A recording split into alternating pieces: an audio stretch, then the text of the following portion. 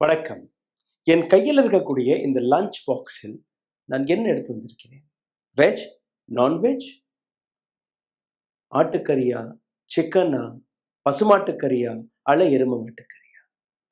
எந்த கறியாக இருந்தால் உங்களுக்கு கவலைப்படுவேன். இந்த லஞ்ச் பாக்ஸை எதற்காக நான் இன்னைக்கு எடுத்து காட்டுகிறேன்? எனக்கு ஒரு பிரிவிலேஜ் கிடைத்திருக்கிறது.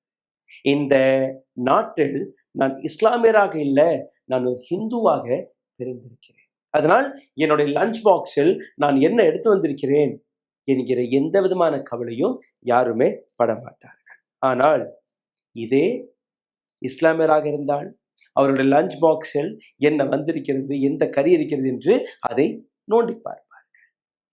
சமையல் செய்ததற்கு பின்பு எந்த கறி என்று கூட உங்களால் கண்டுபிடிக்க முடியாது.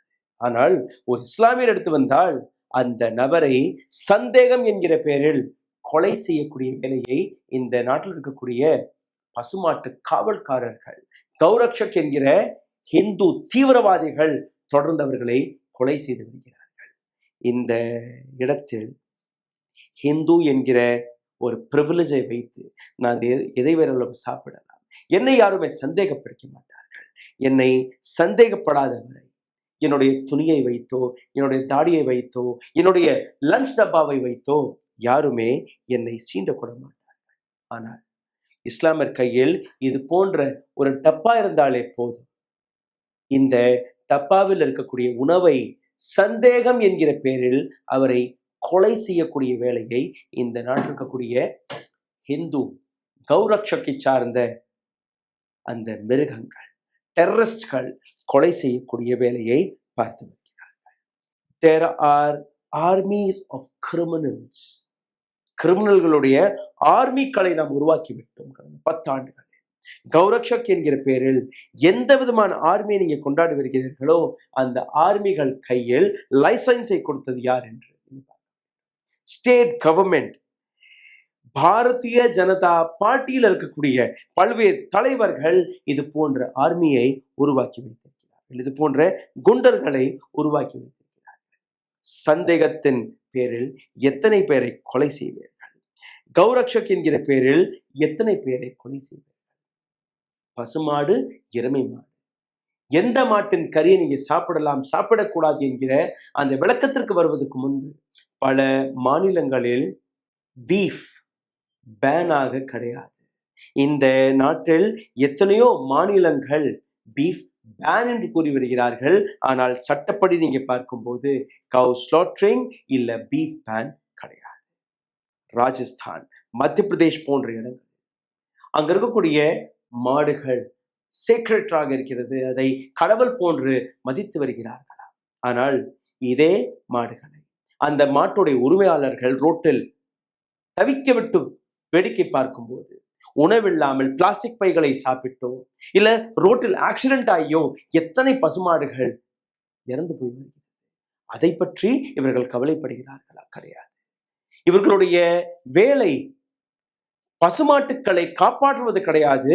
இவர்களுடைய வேலை மைனாரிட்டிஸ்களை, முஸ்லிம்ஸ்களை, இஸ்லாமியர்களை மிரட்டி அந்த சமுதாயத்திற்கு ஒரு மிகப்பெரிய கேடை விதைப்பது மட்டும்தான்.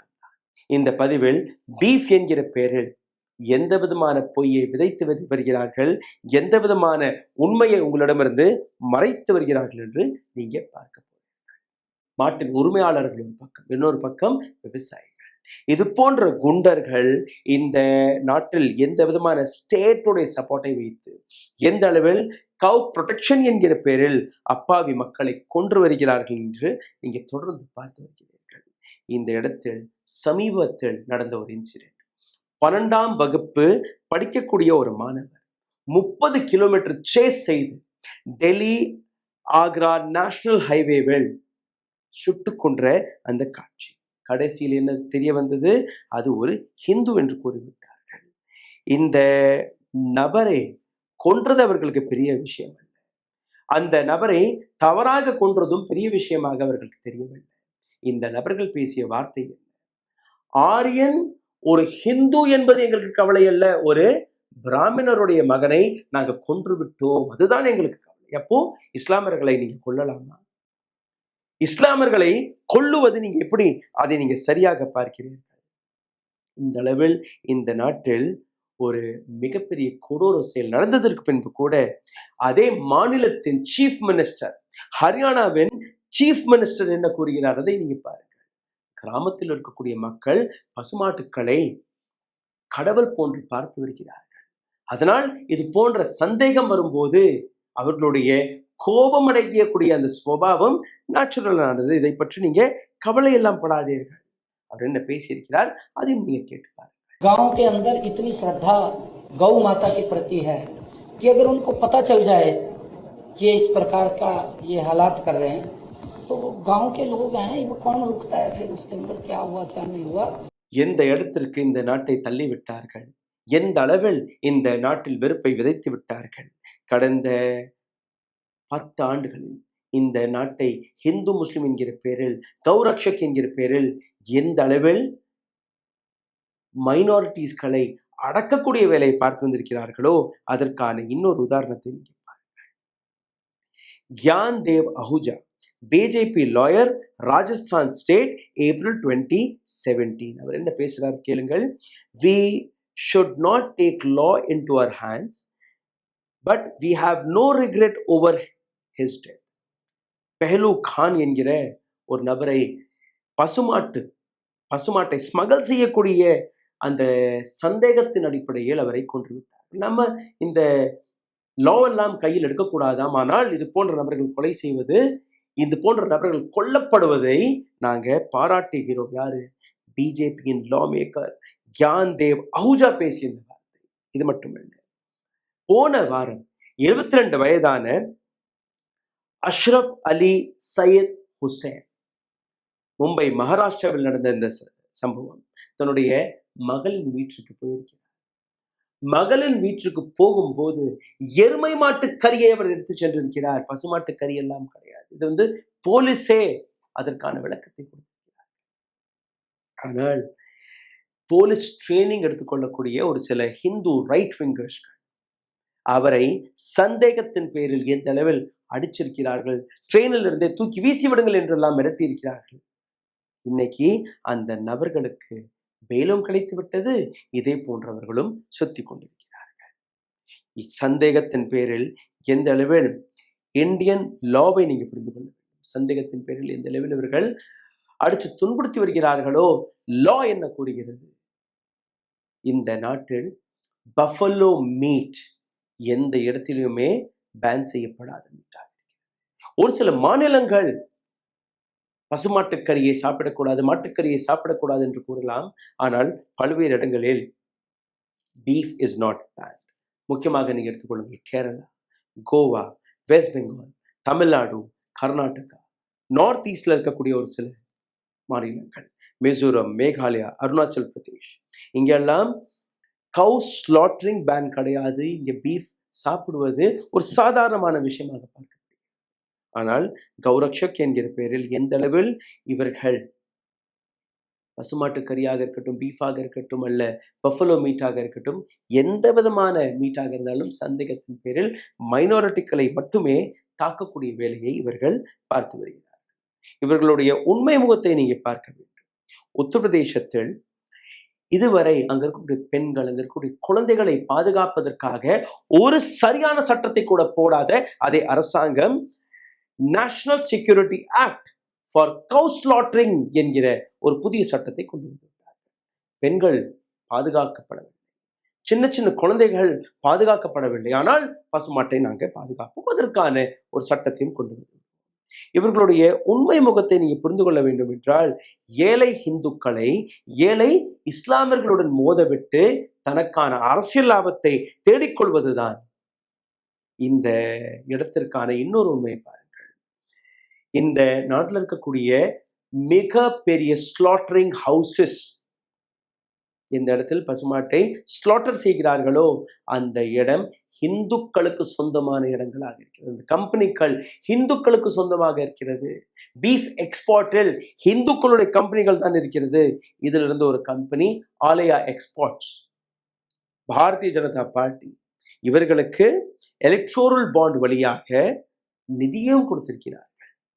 அதாவது பணக்காரர்கள், கார்ப்பரேட்கள் பீஃபை எக்ஸ்போர்ட் செய்யுங்கள், இல்லை எதை வேணாலும் எக்ஸ்போர்ட் செய்யுங்கள், எங்களுக்கு கவலைகள் இல்லை, எங்களுக்கு நிதியை கொடுத்து விடுங்கள். ஆனால் ஏழை, அப்பாவி ஏழை, மைனாரிட்டிகள், அவர்களை எந்த அளவில் கொன்று வருகிறார்கள் என்று பார்க்க வேண்டும். இந்த நேம் ஆஃப் கௌரக்ஷா.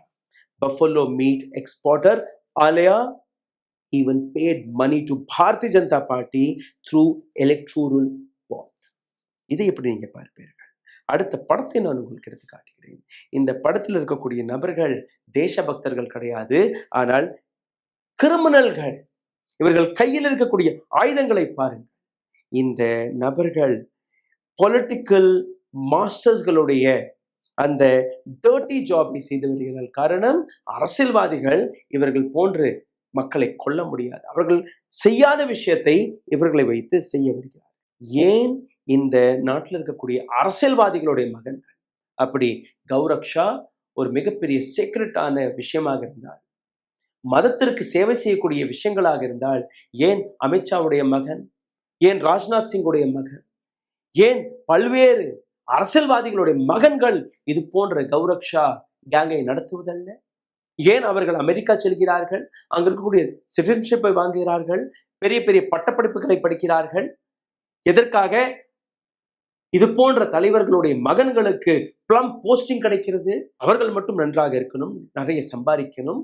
ஆனால் யார் கையில் இந்த ஆயுதங்களை கொடுத்து இவர்கள் வேடிக்கை பார்க்கிறார்களோ அவர்கள் என்ன செய்கிறார்கள், ஏன் செய்கிறார்கள்? இந்த கேள்வி நீங்க கேட்கிறீர்களா? காரணம், இவர்களுடைய குழந்தைகள் இது போன்ற வேலையை பார்க்க தேவை அல்ல. இதற்காக இன்னொரு விஷயத்தையும் இவர்கள் வைக்கிறார்கள்.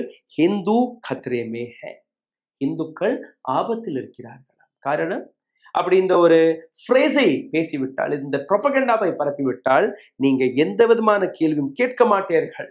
அரசாங்கத்தை பார்த்து கேள்வி கேட்க மாட்டீர்கள், பிரைம் மினிஸ்டர் மோடியை பார்த்து கேள்வி கேட்க மாட்டீர்கள், அமித்ஷாவை பார்த்து ஏன் சார் உங்களுடைய மகன் பிசிசிஐயோடைய பதவியிலிருந்து இப்ப இன்னொரு பதவிக்கு போய்விட்டார், ஐசிசி இருக்கக்கூடிய மிகப்பெரிய பொசிஷன்ல அவர் வந்து விட்டார், எப்படி வந்தார் என்கிற அந்த கேள்வி நீங்க கேட்க மாட்டீர்கள்.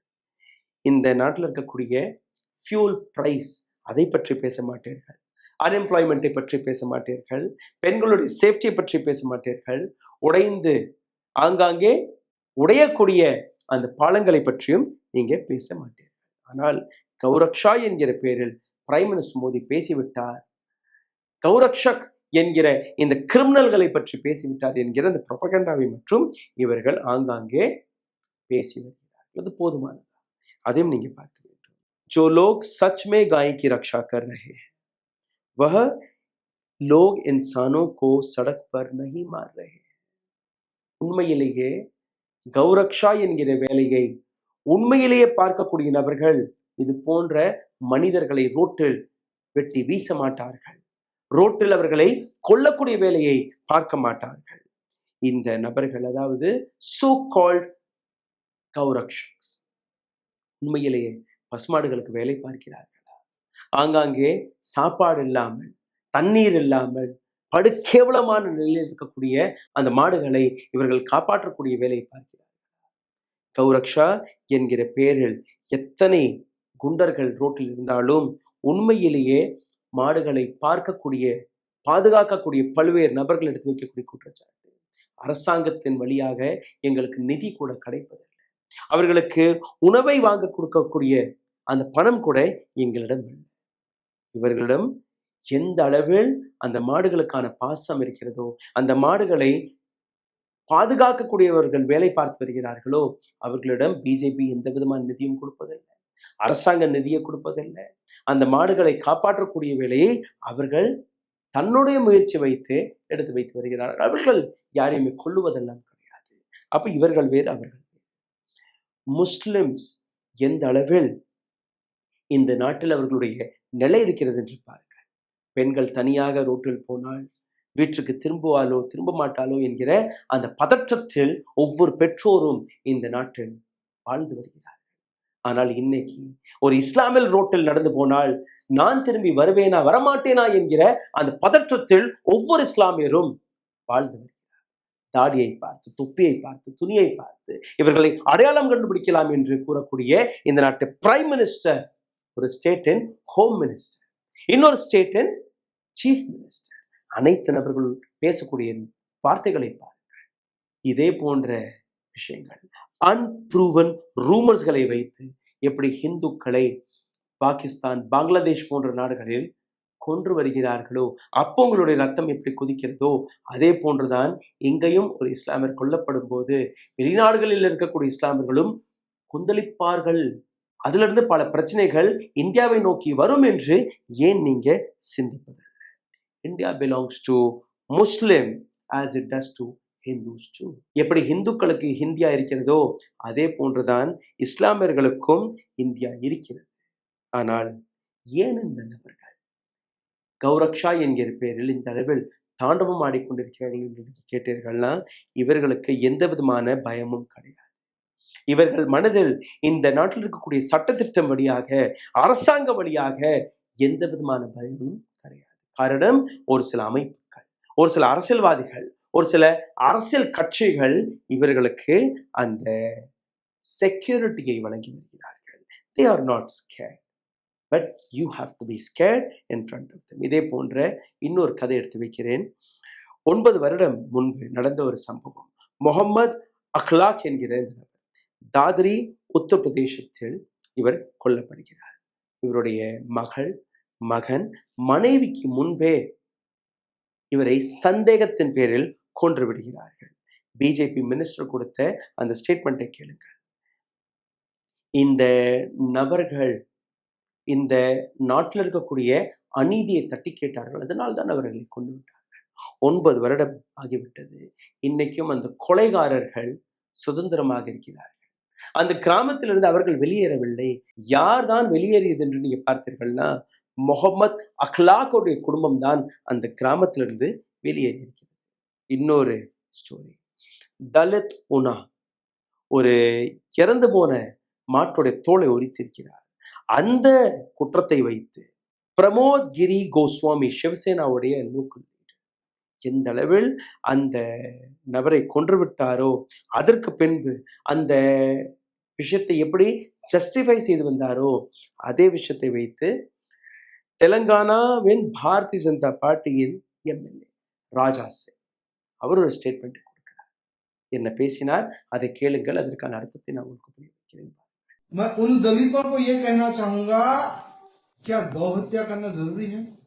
गौ मांस खाना जरूरी है?